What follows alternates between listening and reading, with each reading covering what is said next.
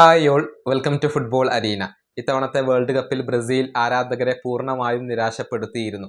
ഇനിയിപ്പോൾ ബ്രസീലിയൻ ടീമിനകത്ത് കാര്യമായ അഴിച്ചുപണികൾ നടക്കും എന്നാണ് ആരാധകർ ഇപ്പോൾ പ്രതീക്ഷിക്കുന്നത്. ഇനി സെപ്റ്റംബർ ഒക്ടോബർ മാസത്തിലാണ് ബ്രസീൽ അടുത്ത സൗഹൃദ മത്സരങ്ങൾ കളിക്കുക. 2 മത്സരങ്ങൾ ഓസ്ട്രേലിയക്കെതിരെയാണ് ബ്രസീൽ കളിക്കുക. ഇതുമായി ബന്ധപ്പെട്ട ഒരു അഭിപ്രായം ബ്രസീലിയൻ ഫുട്ബോൾ നിരീക്ഷകനായ തിയാഗോ ലീഫേർട്ട് പങ്കുവച്ചിട്ടുണ്ട്.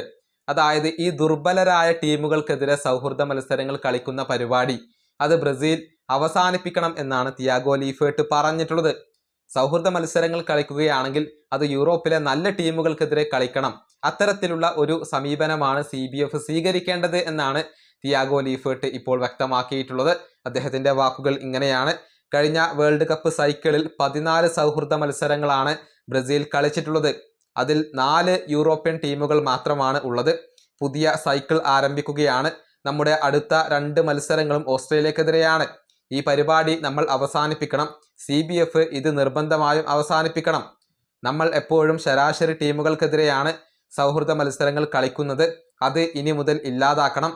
14 സൗഹൃദ മത്സരങ്ങൾ കളിക്കുന്നുണ്ടെങ്കിൽ അതിൽ 10 സൗഹൃദ മത്സരങ്ങളും യൂറോപ്പിലെ നല്ല ടീമുകൾക്കെതിരെയാവണം. ഇതാണ് തിയാഗോ ലീഫേർട്ട് പറഞ്ഞിട്ടുള്ളത്.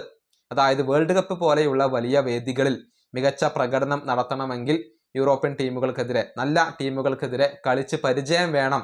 എന്നാൽ മാത്രമാണ് ബ്രസീലിന് പുരോഗതി കൈവരിക്കാൻ സാധിക്കുകയുള്ളൂ എന്നാണ് തിയാഗോ ലീഫേർട്ടിന്റെ ഒരു അഭിപ്രായമായി കൊണ്ടുവരുന്നത്. ഇത്തവണത്തെ വേൾഡ് കപ്പിൽ നിന്നും ബ്രസീലിനെ പുറത്താക്കിയത് നോർവേയാണ്. അത്തരത്തിലുള്ള യൂറോപ്യൻ ടീമുകളോട് കളിച്ച് പരിശീലിച്ചാൽ മാത്രമാണ് ബ്രസീലിന് വേൾഡ് കപ്പ് പോലെയുള്ള വലിയ വേദികളിൽ തിളങ്ങാൻ സാധിക്കുകയുള്ളൂ എന്നാണ് ഇദ്ദേഹത്തിന്റെ അഭിപ്രായം. ഈ വീഡിയോ അവസാനിപ്പിക്കുന്നു. അടുത്തൊരു വീഡിയോ കാണാം.